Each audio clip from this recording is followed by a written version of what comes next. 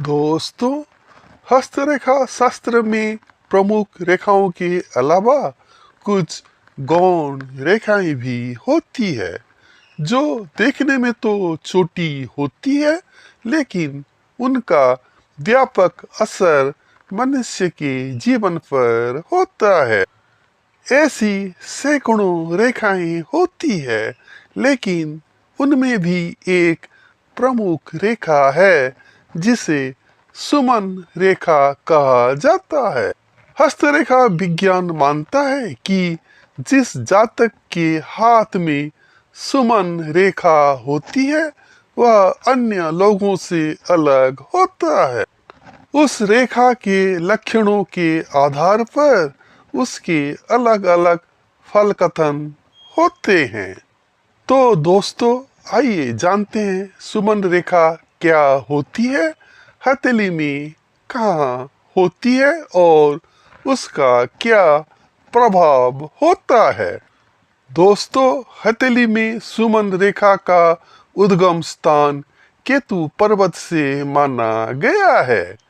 केतु पर्वत हथेली में शुक्र और चंद्र पर्वत के क्षेत्र को बांटता हुआ भाग्य रेखा के प्रारंभिक स्थान के समीप होता है। दोस्तों, सुमन रेखा केतु पर्वत से ही निकलती है। उसका उद्गम स्थान तो केतु पर्वत होता है, लेकिन उसके अंतिम सिरे का स्थान अलग अलग हो सकता है।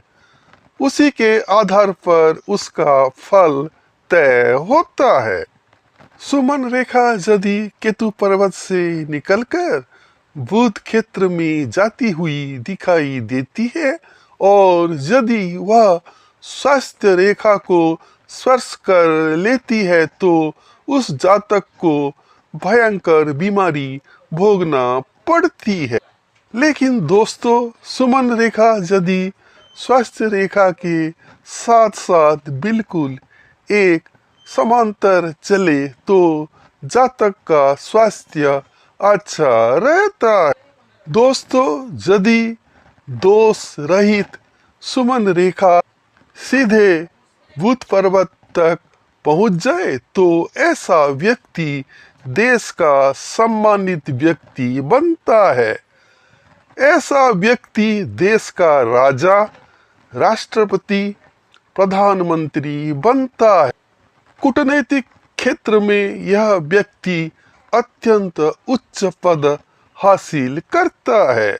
दोस्तों, यदि सुमन रेखा सूर्य पर्वत तक पहुंच जाए तो व्यक्ति प्रशासनिक नौकरी में बड़ा पद हासिल करता है। ऐसे व्यक्ति राज्य या देश के सरकारी पद पर बड़ा दबदबा हासिल करता है। दोस्तों, यदि सुमन रेखा भाग्य रेखा के समानांतर चलते हुए शनि पर्वत तक पहुंच जाए तो ऐसा व्यक्ति भाग्य का धनी होता है। ऐसा व्यक्ति अपने प्रयासों से इंजीनियर, ऑटोमोबाइल कंपनी का मालिक तक बन सकता है। लेकिन दोस्तों, यूं कि शनि पर्वत पर रेखा पहुंच रही है, इसीलिए व्यक्ति के जीवन में वाहन दुर्घटनाओं का भी संभावना रहती है। दोस्तों, यदि सुमन रेखा जीवन रेखा पर जाकर रुक जाए तो वह आयु का जो समय होता है उस समय में जातक को भारी संकटों का सामना करना पड़ता है। वह व्यक्ति न केवल शारीरिक रूप से बल्कि मानसिक और आर्थिक रूप से भी बड़े कष्ट भोगता है।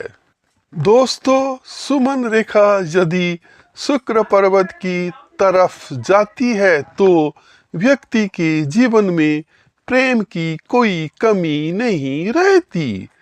ऐसे जातक के जीवन में एक से अधिक प्रेमी या प्रेमिकाएं होती है। प्रणय के मामले में ऐसा जातक लकी कहा जाता। दोस्तों, सुमन रेखा के अंतिम सिरे पर त्रिशूल का चिन्ह बने तो व्यक्ति बड़ा साधक ज्ञानी और संत बनता है। और एक खास बात दोस्तों कि पामिस्ट्री 100% सच नहीं होता है। मानने वाले मानते हैं और अकॉर्डिंगली कदम बढ़ाते हैं। वीडियो अच्छी लगी तो लाइक करें, चैनल को सब्सक्राइब करें और मेरे साथ इतनी देर तक वीडियो में बने रहने के लिए आपको दिल से शुक्रिया। जय हिंद, टेक केयर।